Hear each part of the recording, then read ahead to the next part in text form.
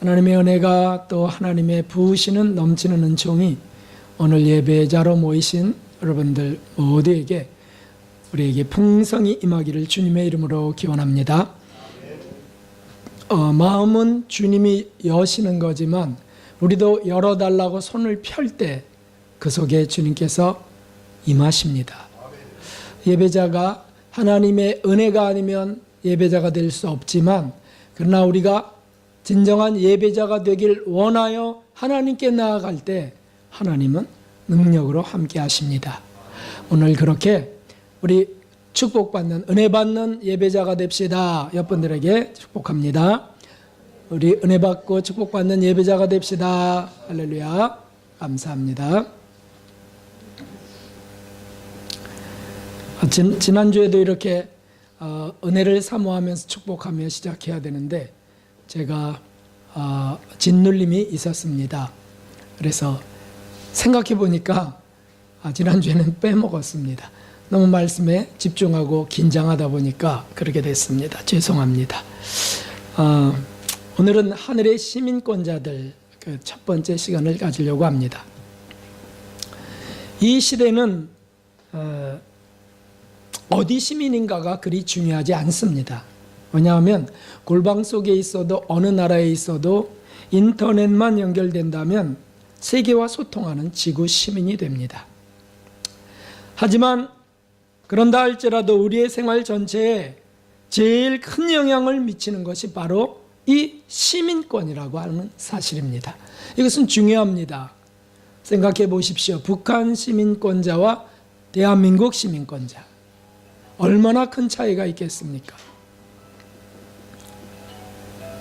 미국 시민권자와 멕시코 시민 또는 팔레스타인 시민권자와 이스라엘 시민, 생활 전체가 달라도 너무 다릅니다. 뒤에서 좀 해주시면 좋겠습니다. 네, 뒤로 맡기시죠. 네.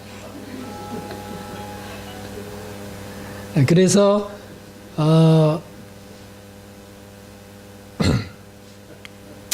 네, 핸드폰들은 꼭 진동을 해주시던가 예배 올 때야 1시간 정도는 탁 집에다 놓고 온다면 그것은 하늘에 더 큰 상이 있습니다.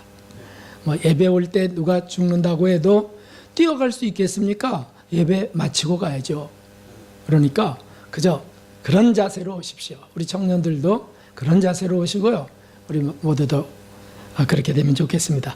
기회가 있을 때 이런 말씀을 드립니다. 어디까지 했죠?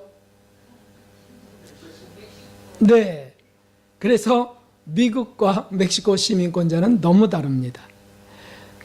이거 했잖아요. 팔레스타인도 했고, 삶도 죽음도 너무 큰 차이가 있습니다. 그러니까 무슨 시민권자냐 하는 것이 중요하죠.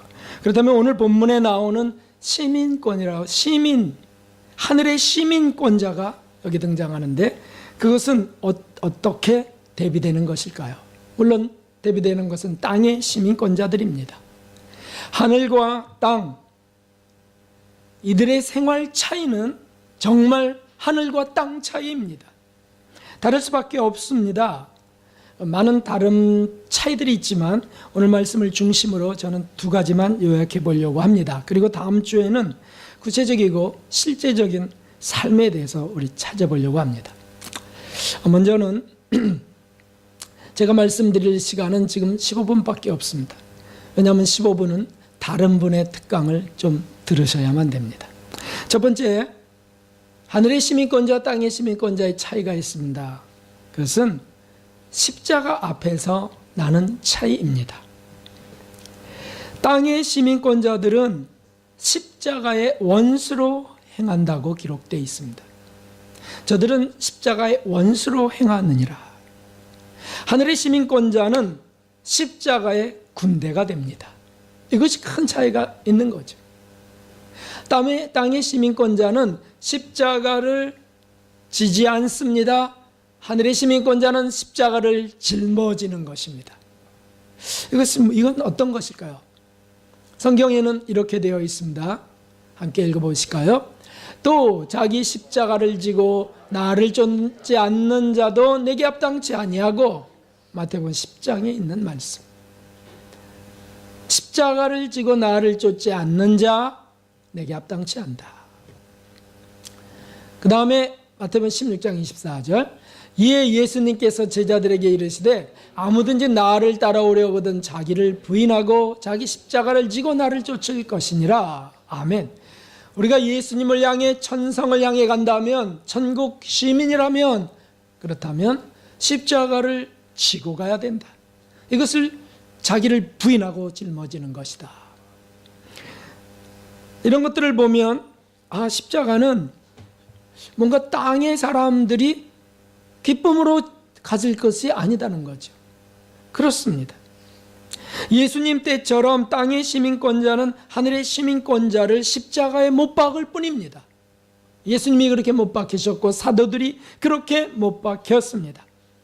하늘의 시민권자는 땅의 시민권자들에 의해 십자가에 못 박히는 겁니다. 천국 시민권자라면 이 땅에서 못 박힐 것을 각오하는 삶을 사는 사람들이에요. 그러나 그것은 실패요, 죽음이요, 고통만을 의미하지 않습니다. 그것은 능력이 된다고 말씀하셨습니다. 한번 함께 읽어보겠습니다. 고린도전서 1장. 십자가의 도가 멸망하는 자들에게는 미련한 것이요 구원을 얻는 우리에게는 하나님의 능력이라. 아멘, 아멘. 세상 사람들은 십자가는 불행이요 저주의 형틀이요 그리고 죽음을 의미하지만 하늘의 시민권자들은 그건 능력이 된다는 거죠. 능력. 고통을 이길 능력, 희생당할 능력, 죽음을 이길 능력, 이게 십자가의 능력이라는 거죠. 땅의 시민권자들은 자신이 살려고 희생을 피하게 됩니다. 본능적입니다. 죽음을 피합니다. 그래서 자기가 희생할 곳에 하늘의 시민권자를 세웁니다. 내가 손해볼 것에 손해를 각오한 하늘의 시민권자들을 깔아버리는 거죠.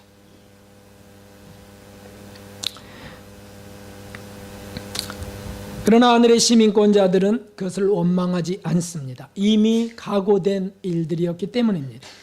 예수님이 가신 그 길이고 그 길을 나를 따라오려거든 십자가 지고 따라오라고 하셨기 때문이죠. 그 길의 끝은 죽음 같지만 부활로 이어지는 영생에 이르는 하나님의 능력인 줄 우리는 믿습니다. 여기에 큰 차이가 있는 것입니다. 순교자들의 거룩하고 의연한 죽음을 생각해 보십시오. 스테반 집사님이 돌로 맞아 죽을 때 어떻게 무슨 죄를 졌기에 그렇게 죽을 수가 있겠습니까? 그분은 착하게 사셨어요. 선하게 사셨습니다. 오히려 참으로 지옥에 떨어질 영혼들을 보며 복음을 전하다가 잡혀간 것입니다. 그래야 돌에 맞아 죽어갈 때 그는 손을 들어서 하나님 저들의 죄를 사하여 주옵소서라고 예수님이 하신 말씀을 그대로 외치는 겁니다. 그리고 내 영혼을 아버지 손에 맡기나이다. 예수님과 일치된 죽음이 돼요. 그러므로 예수님의 일치된 부활이 되겠죠. 여러분, 어떤 것이 정말 진정한 행복일까요? 교회 오시다가 보셨나요? 남성교회원님들이 열심을 내갖고 이제 베란다 선택을 끝내셨는데 그 5층의 베란다에 뭐라고 써 있습니까? 보신 분 말씀해 보실까요? 그렇다면 이따 가시다가 뒤를 돌아 꼭 보고 가시기 바랍니다. 예수님, 그분은 행복의 시작이다, 이렇게 적혀 있습니다. 그렇죠. 하늘의 시민권자는 이 땅의 행복, 이 땅이 누리고 즐기고 추구하는 그 정도의 행복을 추구하는 사람들이 아닙니다.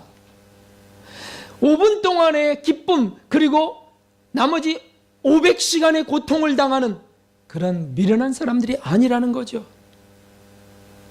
예방주사는 왜 맞습니까? 왜 가을이 되면 독감 예방주사가 동일합니까? 맞을 때 그걸 좋아할 사람이 어디 있겠어요? 아픕니다. 딱 없습니다. 불안합니다.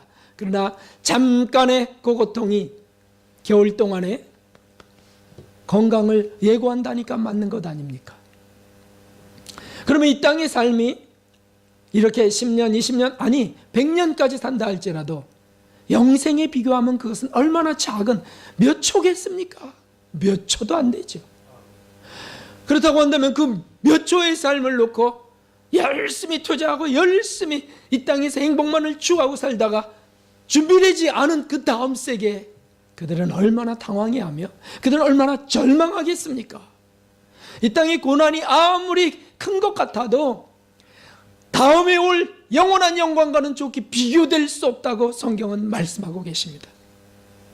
전국의 시민권자들은 영원을 바라보는 자들입니다. 전국의 시민권자들은 완전한 행복을 바라보는 자들이에요. 육신과 함께 사라져버릴 것들을 구하는 자들이 아닙니다. 여기에 전국의 시민권자들은 긍지를 갖는 것입니다. 그것 때문에 순교의 영틀도 짊어지는 것이에요. 그 길이 진리의 기름을 믿고 외치면서 예수님의 뒤를 쫓아가는 겁니다. 순교자들의 거룩하고 의연한 죽음을 생각해 보십시오. 그 스데반 집사님의 죽음, 사도들의 죽음, 속사도 초대교회 감독들의 죽음, 폴리캅 그 감독의 죽음, 그 화형틀에서 의연하게 어서 붙이라고 할아버지 여기서 예수님을 잠깐 안 믿는다고 하고 나가서 믿으세요. 너무 안타까워. 그럴 때에도 자네는 붙이시오. 자네는 이 땅에서 황제의 명을 따르는 거지만 나는 온 우주의 창조자이신 하나님의 명을 쫓는 것이오. 붙이시오. 그리고 불에 타 죽어갈 때 그는 황홀하게 하늘이 열리는 것을 보면서 스데반 집사님처럼 하나님께 영광과 찬미를 돌리며 거룩한 죽음을 맞게 됩니다. 어떻게 그럴 수가 있습니까? 그 시대만입니까? 이 시대에 손양원 목사님은 그렇게 돌아가셨어요. 두 아들도 그렇게 죽었어요. 얘들아, 너희들도 그 폭도들이 총을 대고 저 악한 예수쟁이들 죽여야 되라고 했을 때 아무 죄도 없었어요. 예수님 믿는 것밖에 없었어요. 그런 아들들이 그 학교에 없었어요. 그렇게 착하고 그렇게 진실하게 살려는 아들들이. 저놈들 잡아 죽이자라고 막 할 때 얘들아, 너희들도 예수님 믿어야 돼. 그래야 너희들 지옥 안 가고 너희들 구원받는다. 저런 쏴라 해갖고 총 맞아 죽은 아들도 동인동신이 있었지 않았습니까? 그들이 미련한 것이었습니까? 주기철 목사님은 분명 하늘의 시민권자였습니다. 그러니까 땅의 시민권자들이 그걸 못 견디는 거예요. 그 거룩한 빛을 감당치 못하는 겁니다.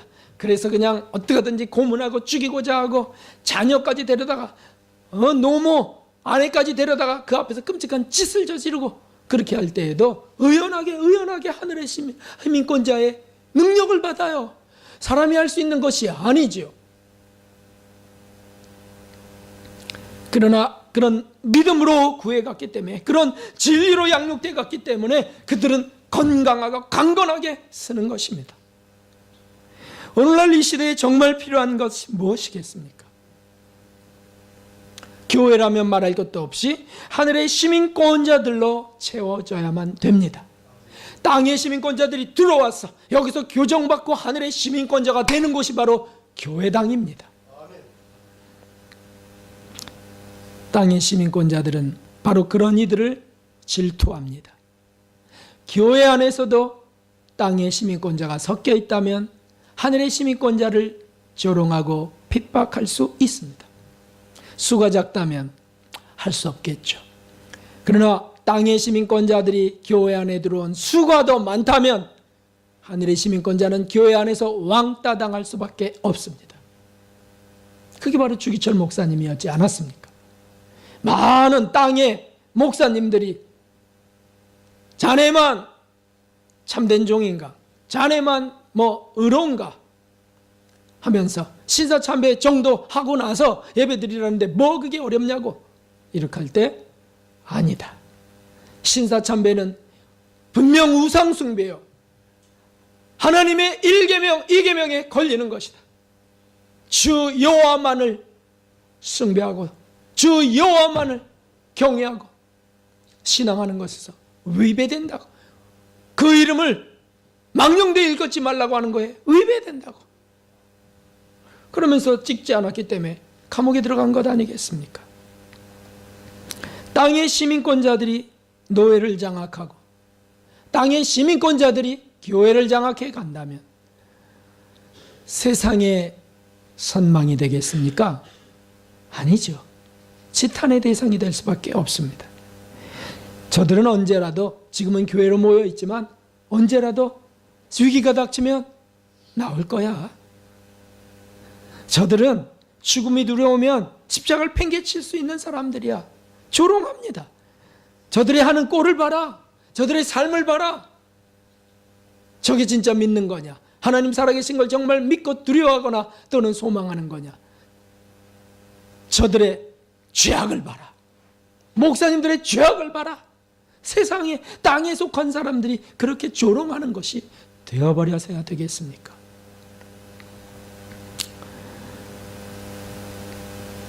교회 안에 존재하는 십자가의 원수, 땅의 시민권자들은 진리를 진리대로 믿지 않습니다.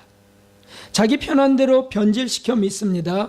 땅의 체제나 땅의 축복과 부딪히지 않으려고 애를 씁니다. 아이, 뭘 그렇게, 그 뭐라 그러지? 뭘 그렇게 특별하게, 뭘 그렇게, 그 단어가 생각이 안 나네요. 유별나게, 그렇지, 유별나게 그렇게 살려 그래. 그냥 다 믿는 대로 믿어. 그런 소리 들어보지 않으셨나요?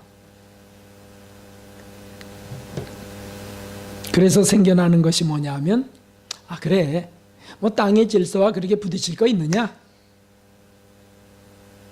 아니, 좋은 게 좋은 거지. 이 땅에서도 그 무리 속에서 그냥 더 잘 살고, 그리고 천국에서도 천국은 당연히 따놨고, 부딪히지 않으려고 합니다. 그러는 걸까요? 아니요, 여러분. 주님이 오셔서 하신 말씀은, 내가 온 곳은 평화를 주러 온 것이 아니고, 그 의미를 잘 아셔야 돼요. 화평을 주러 온 것이 아니고 검을 주러 왔노라 라고 하신 말씀이 딱 한 번 나와요. 그게 뭡니까? 부모와 자식이, 형제와 자매가 서로 싸우게 하려고 왔다가, 그런 뜻이에요. 그럼 무슨 뜻이겠어요? 아니, 뭔 소리예요? 평화를 위해서 왔지. 그래, 맞아요. 평화의 왕 샬레망이에요. 그래서 돌아가신 겁니다.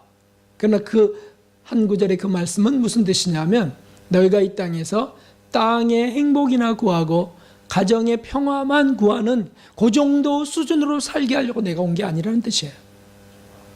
육의 애정에 묶여서, 그런 욕망, 인간관계에 묶여서 나중에 적그리스도가 나타날 때 표를 받는 자들이 되지 않게 하려고 내가 너희들 가운데 그 육의 애정의 끈은 끊어내고 거기에 하나님 놀라운 은혜와 사랑으로 채우길 원하신다는 뜻이에요. 그것이 진정한 평화가 아닙니까? 여러분, 가정의 평화를 위해서 교회에 나오지 않는 사람들도 많이 있어요. 교회 나가면 가정에 분란이 생기니까. 그것이 진리겠습니까? 아니죠. 더 나와야죠. 더 나와서 기도하고 그 영혼을 잠시 평화롭다가 지옥 보내는 사람들이 돼야 되겠습니까? 아니죠. 나오셔야 됩니다. 내가 당신을 천국까지 함께 가고 싶어서 나온다고. 응? 나간다고. 자녀들을 천국으로 인도하려고 한다고. 이렇게 해야 되는 것 아니겠습니까? 그래서 이런 복음이 뭐라고 그러냐면, 뭐 사람들 괴상한 복음, 변질된 복음 그러지만 저는 이렇게 말합니다. 그런 복음은 뭐냐 하면 바로 식중독 복음이다. 맛있게 먹지만 속에서 복통이 나고 나중에 설사가 나는 그런 복음이라는 거죠. 그런 복음. 보십시오. 이런 것들이 어떻게 여러분 복음이 되겠습니까? 한번 읽어보실까요? 성경 구절은 아니지만 예수님을 믿는 자는 예수님의 모든 불행과 고통을 다 가져가셨기 때문에 땅에서 형통한다. 믿기 말하면 땅에서 부자가 되고 성공하고 건강하게 된다. 아멘 하는 분이 한 분도 없어서 참으로 감사합니다.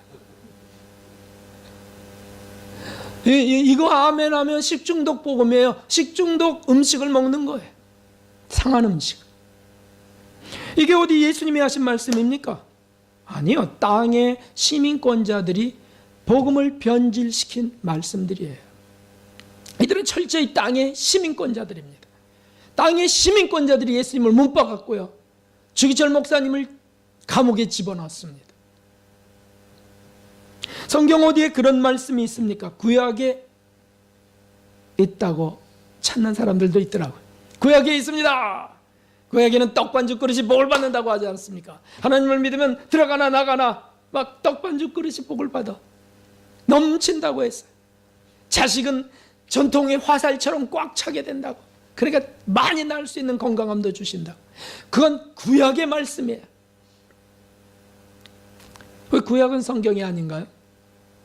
구약은 모형적 역사요, 모형적 진리라고 하는 사실을 기억하십시오.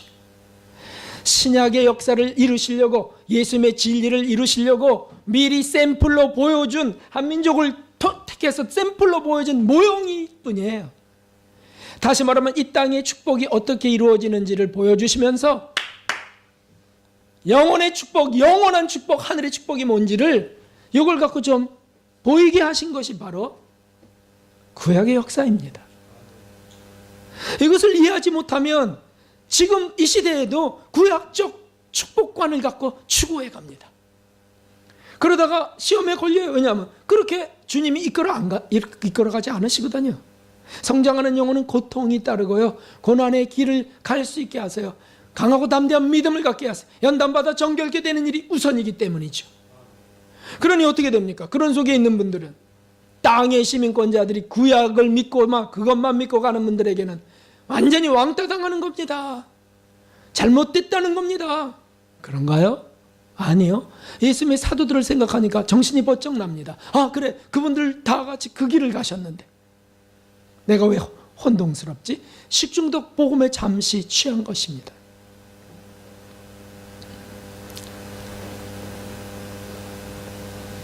사도가 이미 말한 빌립보서 1장을 보십시오. 함께 읽어보겠습니다. 그리스도를 위하여 너희에게 은혜를 주신 것은 다만 그를 믿을 뿐 아니라 또한 그를 위하여 고난도 받게 하심이라. 아멘. 땅의 시민권자들은 생각할 수 없는 거예요. 이게 추구할 수 없는 거예요. 하늘의 시민권자는 저 말씀대로 우리가 은혜를 받은 것은 다만 그를 믿을 뿐 아니고 그분을 위하여 고난도 받게 하려 하심이라. 그래서 진리 때문에 고난당하는 이들이 나오는 것입니다. 육체는 고난당하지만 영혼은 진리로 인하여 자유함을 얻게 됩니다. 이것이 바로 진정한 복음이에요. 진정한 복음, 참된 복음. 베드로전서 4장도 보십시오. 사도 베드로도 분명히 이런 말씀 하실 수밖에 없죠. 사랑하는 자들아, 너희를 시련하라고 오는 불시험을 이상한 일 당하는 것과 이상히 여기지 말고 오직 너희가 그리스도의 고난에 참여하는 것으로 즐거워하라. 이는 그의 영광을 나타내실 때 너희를 즐거워하고 기뻐하게 하려 함이니라. 아멘. 아멘. 아멘. 뭐 시험이 다가오고 시련이 다가오고 고통이 다가올 때 왜 이러지? 내가 하나님 열심히 했는데 왜 이러지? 하지 말라는 뜻이에요. 예수님을 열심히 믿으면 땅의 시민권자들이 싫어한다니까요. 사단이 싫어한다니까요. 그러니까 환난이 다가올 수 있어요. 그걸 극복하고 가는 것이 바로 복음의 능력이고 십자가의 능력이에요. 그걸 넘어가면서도 미워하지 아니하고 사랑하는 것, 빼앗겨도 원망하지 않는 것, 이것이 바로 거룩한 삶이 아니겠습니까? 오늘 본문의 사도는 이렇게 말씀하셨어요. 18절에 내가 여러 번 너희에게 말하였거냐. 너무 중요하니까 여러 번 강조하는 거예요. 여러 번 너희에게 말하였거냐. 이제도 눈물을 흘리며 말하노니, 아주 막 애절하게 막 애끓게 하는 거예요. 눈물을 흘리며 말하노니 여러 사람들이 그리스도 십자가의 원수로 행하느니라. 아멘. 탄식하세요. 왜? 이거 지금 불신자를 보고 말하는 게 아니죠. 신자들을 보고 말하는 거예요. 19절에 저의 마침은 멸망이요 저의 신은 배요. 저희가 섬기는 것은 배, 정욕을 섬긴다는 뜻입니다. 그 영광은 저희의 부끄러움에 있고 땅의 일을 생각하는 자라. 이러니까 이런 분들이 교회 안에 계시면 울 수밖에 없어요. 안타까워갖고. 목사님들 중에 이런 분들이 계시면 그 목사님 보고 너무 안타까워요. 너무 안타까워요. 막 눈물이 나요. 정말 눈물이 나요. 하나님 어떻게 하면 좋습니까? 저분이 저런 변질된 복음을 전해서 그 교회 성도가 다 식중독에 걸리고 다 죽어가고 있는데 하나님은 어떻게 하면 좋습니까? 어떻게 하면. 근데 이 땅에는 죄송하지만 그런 땅의 시민권자들이 더 많이 있다는 사실입니다. 너무너무 안타까운 일입니다. 여러분, 왜 이런 일이 발생하는지 아십니까? 왜 이런 일이 발생하는지 아십니까? 두 번째, 이 차이 때문입니다. 복음 해석에 따른 차이입니다. 복음의 해석 차이예요. 그러니까 그 땅의 시민권자들, 그들이 교회를 장악하고 강단을 장악해도 떳떳할 수밖에 없는 거예요. 왜냐하면 나는 복음을 전한다는 거예요. 복음을. 그 해석 차이예요. 그래서 이제 벤자민 오 목사님의 강의를 좀 들으려고 합니다. 여기 중심에 이 복음의 해석에 따른 차이 중심에는 뭐가 있냐면 기복신앙과 구원파의 값싼 해석이 있습니다. 저 여러 번 말씀드리는 것이죠. 벤자민 오 목사님이 아주 특강을 잘 알아서, 벤자민 오 목사님 아시죠?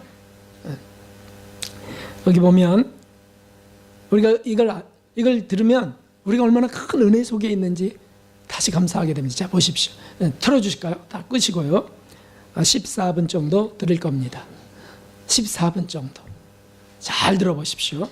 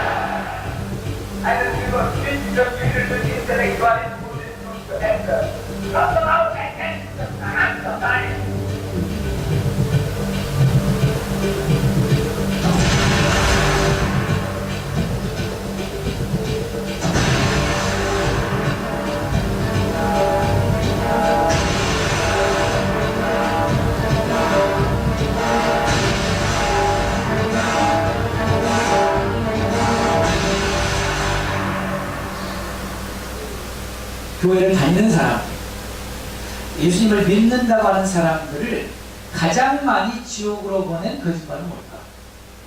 그게 바로 거짓 원론이라고 잘못된 원론이라고 말했습니다. 헬기는 믿기만 하면 순종하지 않아도 순종의 열매를 맺지 않아도 구원만 받는다는 생각을 단호히 못했습니다.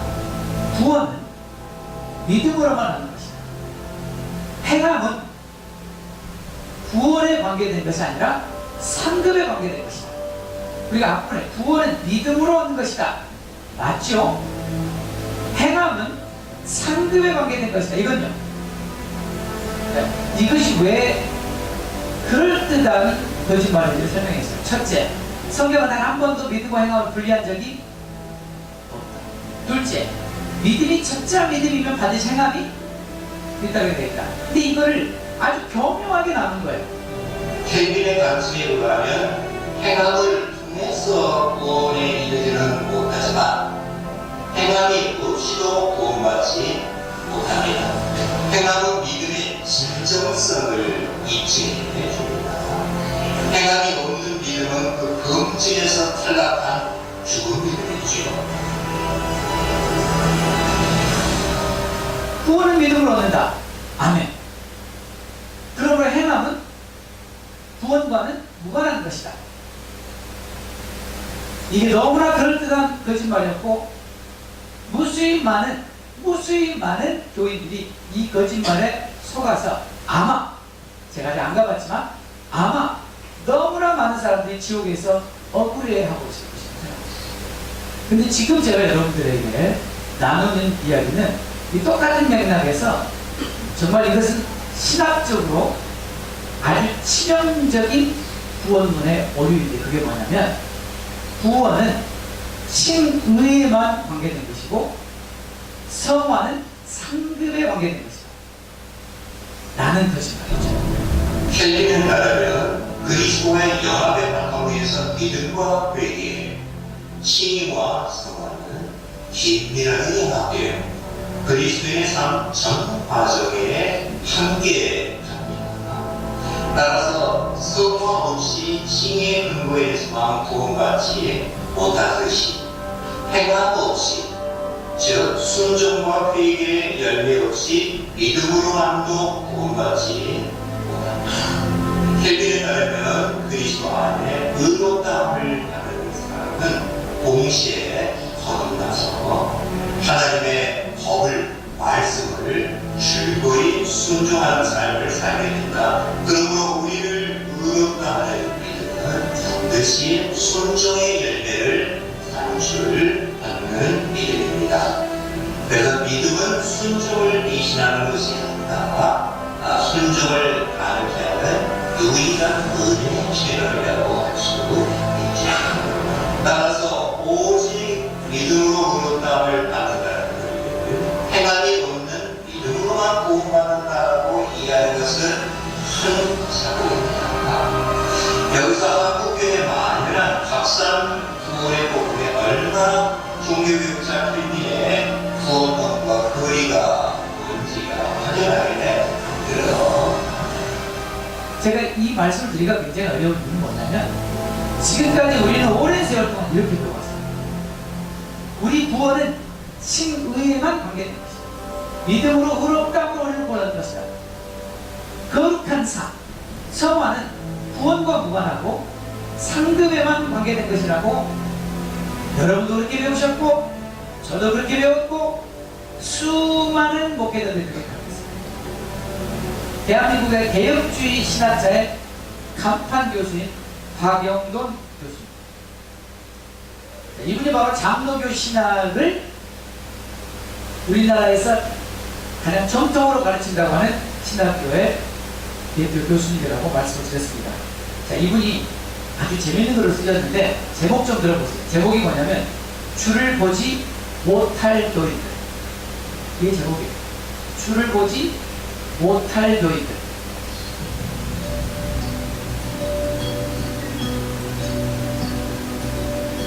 한국교회가 안고 있는 문제의 근원은 잘못된 구원론이 있습니다. 예수를 믿어도 교인들이 변화되지 않는 문제는 우선적으로 구원론과 관련되어 있습니다. 오직 믿음으로, 오직 은혜로 구원받는다는 종교개혁의 가르침입니다. 거룩함의 열매가 없어도 믿기만 하면 구원은 따놓은 당상이라는 식으로 오해하는 경우가 많습니다.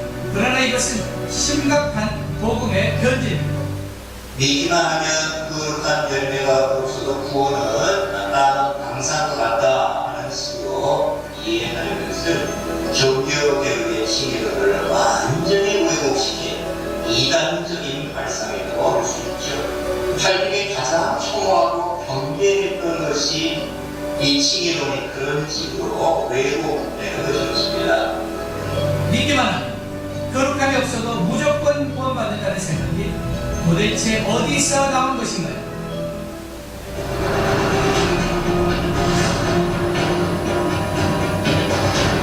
이 사람들은 한 번만 회개하면 더 이상 회개할 필요가 없다.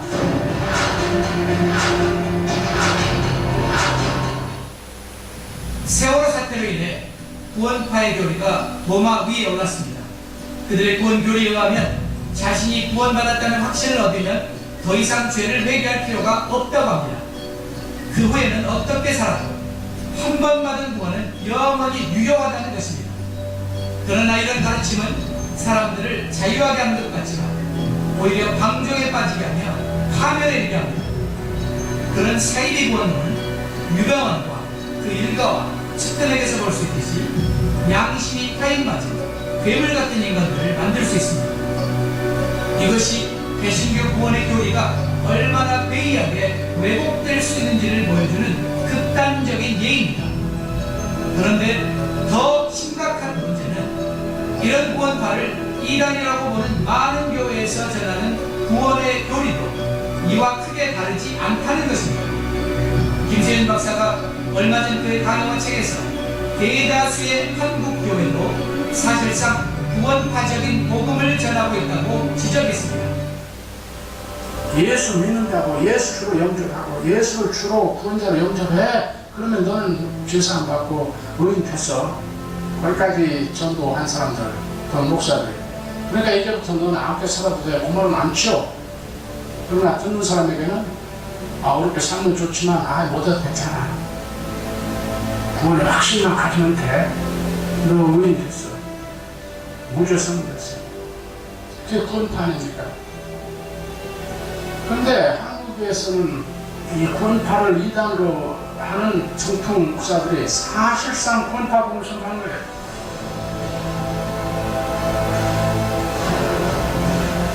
박교수의 핵심적인 원전이 이것이다. 오늘 한국 교회안의 순종과 선행을 배제하는 값싼 구원론, 구원파적 구원론이 권동하고 있는 주된 논리는 종교적 칭의론이나 전통적인 신론 그 자체에 있지 않다. 오히려 종교적이나 전통적인 칭의론에 대한 무지한 왜곡이다.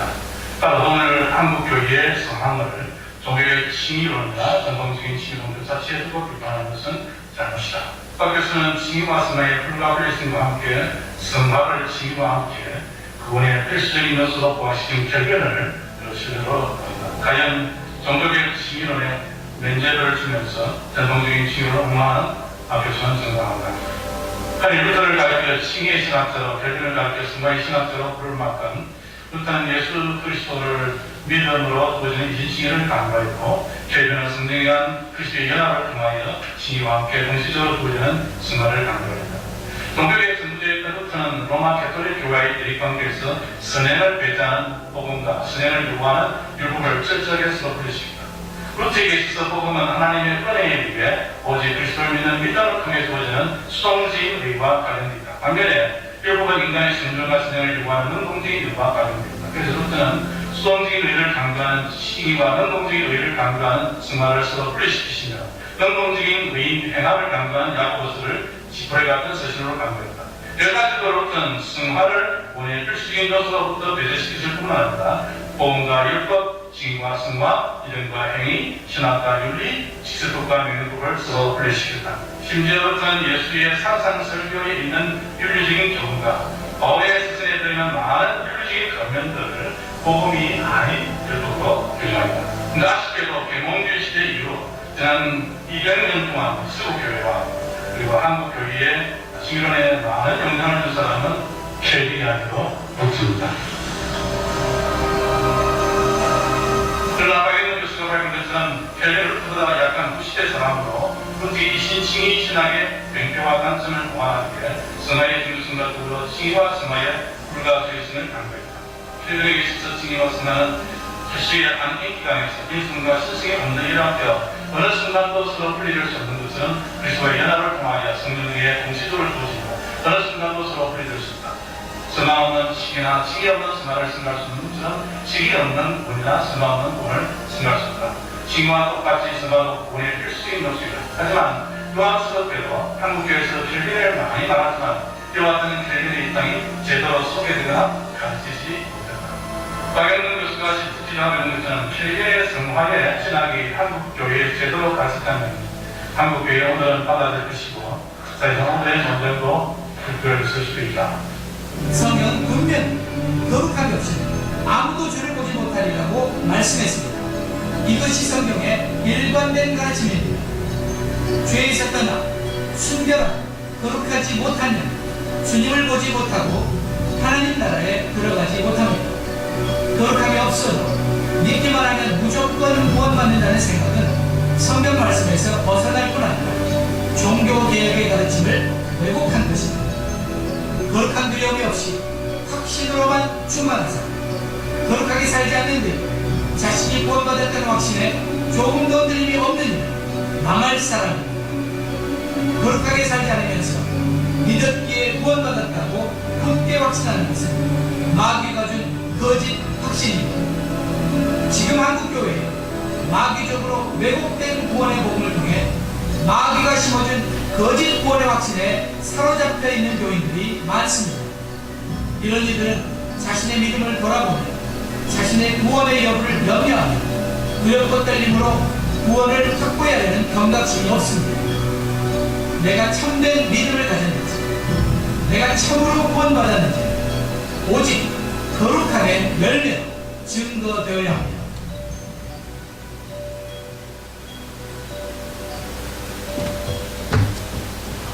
네, 불 켜주시고요.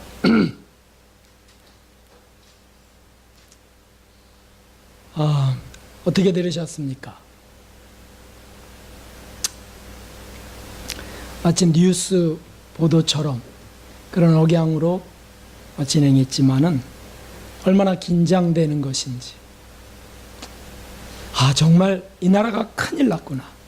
아니, 이 나라만이 아니고 온 세계에 수많은 교회와 교인들이 큰 시험 앞에 있구나. 큰 위기 앞에 있구나. 그것이 바로 이 시대의 바른 진단인 것입니다. 깨어있는 성도들은 어떻게 해야 되겠습니까? 이것을 놓고 기도해야 되면서 또 이것을 알고 있는 저와 여러분은 어떻게 해야 되겠습니까? 우리는 더할 나위 없는 감사함, 감격함을 갖고 확신을 갖고 나아가야만 됩니다. 얼마나 자주 듣는 우리는 말씀이겠습니까? 구원과 성화를 어떻게 분리할 수 있단 말입니까? 여기에 두 가지만 더 첨가한다면 저것은 정말 완벽한 제2의 종교개혁의 선언이라고도 할 수 있을 겁니다. 두 가지가 뭔지 아십니까? 그것은 다음 주에 하도록 하겠습니다. 땅의 사람은 자기 육체를 중심으로 삽니다. 저희의 신은 식욕입니다. 배입니다. 그러므로 성경의 해석도 그것을 중심으로 이해합니다. 그 밖의 것은 배제합니다. 영혼도 잘되고 육체도 잘되고 땅의 축복으로 형통하며 장수하길 바랍니다. 그 결과는 그러므로 인하여 환난 날에는 표를 받게 되는 것입니다. 적그리스도가 나타나는 그 마지막 대환란 때 하나님은 무엇을 원하시는 것입니까? 그것은 어떤 신학이 아니에요. 머릿속에 있는 그런 믿음이 아닙니다. 우리 삶이, 우리의 영혼이 정면으로 악을 거부하는 것이고 그런 우상을 거부하는 것에 있는 것입니다. 변질된 복음을 갖고 식중독 복음을 먹고는 싸울 수 없습니다. 그들은 이것이 복음이다. 땅에서 형통한 것이 복음이다. 나를 믿는 자는 모든 불행이 제거된다라고 하면서 외치는 적그리스도에게 달려갈 수밖에 없습니다. 가족들과 함께, 교회와 함께 지옥으로 들어갈 수밖에 없다는 뜻입니다. 그것을 반대하는 자들은 죽음을 각오해야 됩니다. 그들이 바로 하늘의 시민권자들인 까닭입니다. 기억하십시오. 칭의와 성화는 뗄래야 뗄 수 없는 관계라고 하는 이 선포를 기억하십시오. 구원 속에는 초기 구원과 성화 구원이 다 이루어져야 된다고 하는 것을 성경에서 왜곡시켜서는 안 됩니다. 구원의 확신만 갖고는 천국의 문은 열리지 않습니다. 정결케 되어야만 열립니다. 거룩해지지 않고는 천국에 들어갈 수 없습니다. 다 함께 읽어보겠습니다. 모든 사람으로 더불어 화평함과 거룩함을 좇으라. 이것이 없으면 아무도 주를 보지 못하리라. 아멘. 미워하는 사람이, 서운한 사람이 한 명이라도 있다면 천국에 못 들어간다는 뜻입니다. 다 용서하고 다 사랑해야만 된다는 거예요. 어떻게 그럴 수가 있죠? 마태복음 5장 20절 함께, 내가 너희에게 이르노니 너희 의가 서기관과 바리새인보다 더 낫지 못하면 결단코 천국에 들어가지 못하리라. 아멘. 어떻게 이 말씀을 피해갈 수 있겠습니까? 심판관이신 예수님이 하신 말씀을 어떤 목사가 말한다고 피해갈 수 있겠습니까? 우리 목사님이 그랬는데요, 우리는 그렇게 배웠는데요, 아무리 얘기해도 소용없어요. 성경에 이미 예수님 말씀하고 계시기 때문에. 그러므로 눈을 열어야 되겠습니다. 눈의 비닐을 떼내야 되겠습니다. 얼굴을 덮는 수건을 벗어야 되겠습니다. 사랑하는 천국의 시민권자 여러분, 그러나 한 가지를 우리 기억합시다.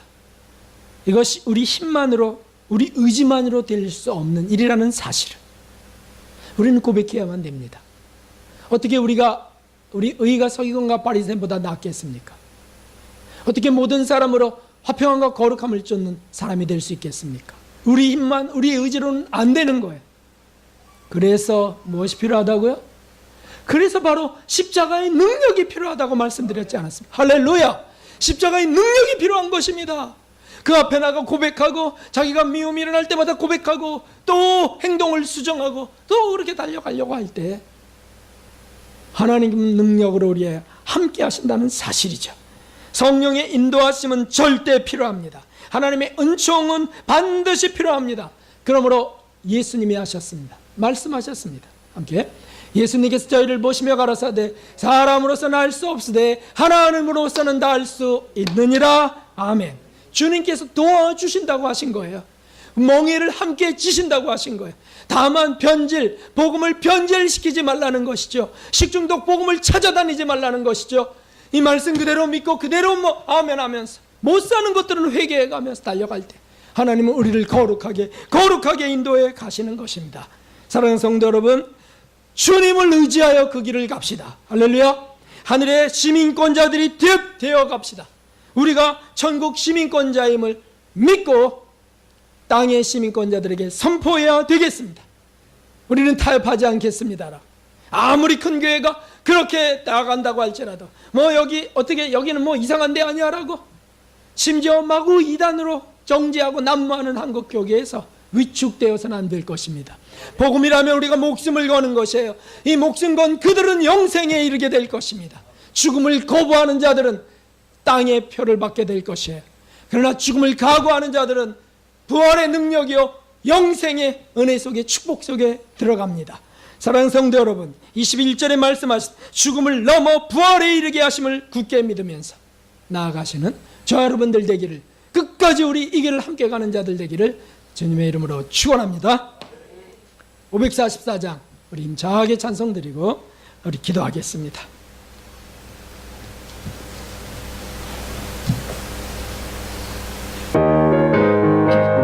박수하면서 간절한 마음으로, 감격의 마음으로, 잠시 세상에 내가 살면서 항상 찬송을 나를 오라 하시며 영광 중에 나아가리 하는 전공을 내가 세상 내려놓고 내나 멸류관 받았을 곳 가서리 눈물을 자르면서 나의 가를 주님과 내가 되어 영원토록 사내라 여는 천국은 내가 세상 내려놓고 비나 멸류관 받았을 곳에 주님 가서리 나의 가는 들고만 사는 곳 그러나 나의 몸을 걷어 잠시만 기다리면 할렐루야.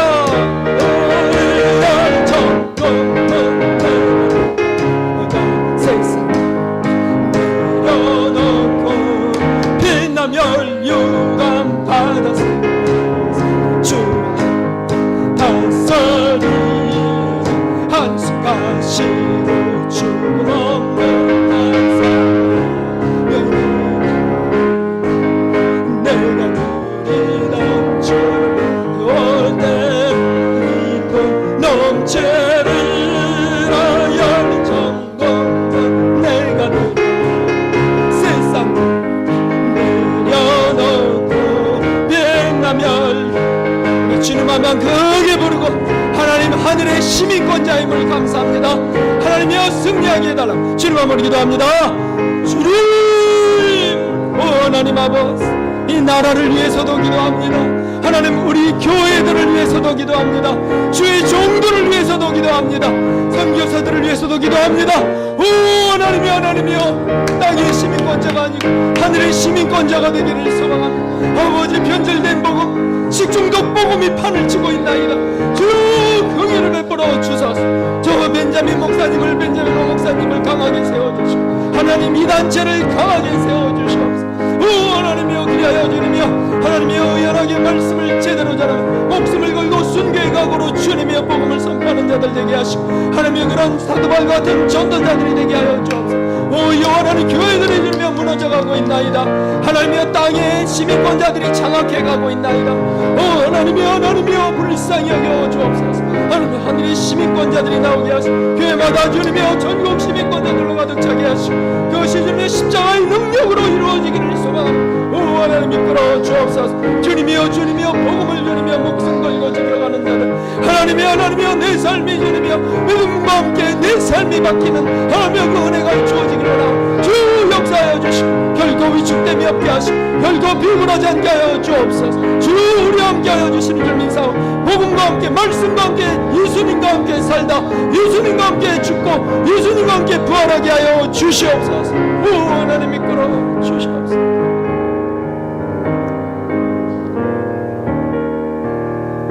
하나님 아버지 오늘 주님이여 가슴에 불이 있는 심정으로 하는 말씀을 전하게 하셨나이다. 오 하나님 한국에 저렇게 깨어있는 종들이 있도록 하셨으니 감사합니다. 오 하나님 우리는 일찍이 이 말씀을 선포하면서 지금까지 32여 년의 세월을 보내오고 있지 않습니까? 오 하나님 다시 한국이 깨어나게 하여 주시옵소서. 하나님이여 평양의 대부흥의 불길이 다시 한번 번지게 이끌어 주시고 하나님 온 세계의 주님이여 저 웨일즈의 대부흥 카시아의 대부흥 하나님 저 아주사의 대부흥 같은 심령의 주님이여 통해가 일어나고 삶이 개혁되고 변화되는 역사들이 다시 한번 주님이 오시기 전에 일어나게 하여 주시옵소서. 오 하나님 교회들이 변질되어 갑니다. 목사들이 주님이여 타협하여 갑니다. 오 주님 불쌍히 여겨주시고 우리는 주님이여 이 길을 끝까지 갈 수 있도록 하나님이여 복음을 변절시키지 않고 식중독 복음을 먹지 아니하고 그리고 죽을 때까지 하나님 예수 그리스도의 뒤를 쫓아 부활에 이르기까지 나아가게 하여 주시옵소서. 땅의 것들을 혹시 잃을지라도 건강을 혹시 잃을지라도 하나님 신앙을 잃지 말게 하시고 영혼의 길을 주님이여 돌아서지 않게 하여 주시옵소서. 주 예수 그리스도 십자가의 능력이 함께하는 줄 믿사오니 몽이를 함께하신 예수님이 함께하신 줄 믿사오니 스테반 집사님처럼 사도 바울처럼 나아갈 수 있게 하여 주시옵소서.